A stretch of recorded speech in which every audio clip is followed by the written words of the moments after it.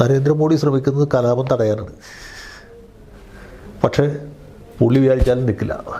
കാരണം പോലീസുകാർ കേൾക്കില്ല, നേതാക്കന്മാർ കേൾക്കില്ല, മന്ത്രിസഭയിലെ മെമ്പർമാർ തന്നെ നടന്ന് കലാപം ആളി കത്തിക്കുകയാണ്. ഇതിൻ്റെ പ്രധാന ആസൂത്രകൻ പ്രവീൺ ഭായ് തൊഗാഡിയ ആയിരുന്നു. തൊഗാഡിയ പട്ടേൽ കമ്മ്യൂണിറ്റിയിൽപ്പെട്ട ആളാണ്. അയാൾ ആഗ്രഹിച്ചത് ഇവനെ അൺസീറ്റ് ചെയ്യാമെന്നാണ്. VHPക്കാരാണ് നടത്തിയത്, ഇവൻ RSS അല്ല.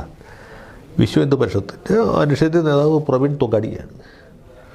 ഇവർ ഇത് ആളി കത്തിക്കുകയും വലിയ പ്രശ്നമായിരിക്കും. സാധാരണ ഈ കലാപങ്ങളൊക്കെ നാട്ടുമ്പുറങ്ങളിൽ, ഈ പട്ടണങ്ങളിലാണ് നടക്കുന്നത്. ഇത് ഗ്രാമങ്ങളിലേക്ക് പടർന്നു പിടിച്ചു.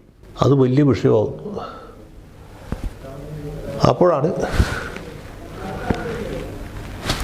ഈ പ്രശ്നം ഉണ്ടാകുന്നത്. അപ്പോൾ നരേന്ദ്രമോദിയെ മാറ്റും എല്ലാവരും വിചാരിച്ചു, ഇവരടക്കം വിചാരിച്ചു. മോഡി യഥാർത്ഥത്തിൽ ഇത് കലാപം അമർച്ച ചെയ്യാനാണ് ശ്രമിച്ചല്ല ആഗ്രഹിച്ചത്.